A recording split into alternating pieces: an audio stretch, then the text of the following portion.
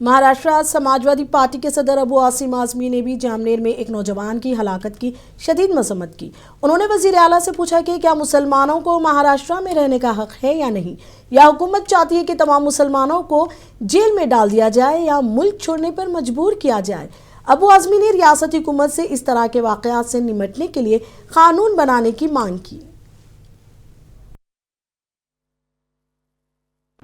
मैं आदरणीय देवेंद्र फडणवीस साहब जो महाराष्ट्र के मुख्यमंत्री भी हैं और गृह मंत्री भी हैं, मैं उनके सामने एक अपील पेश करना चाहता हूं।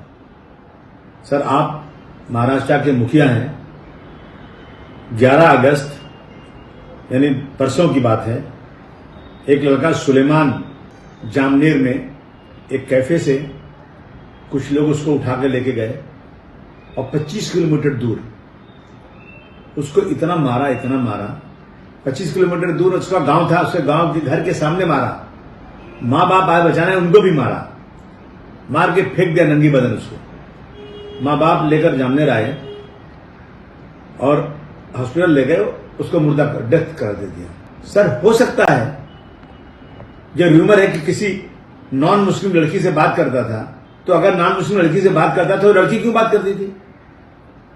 क्या लड़की माइनर थी?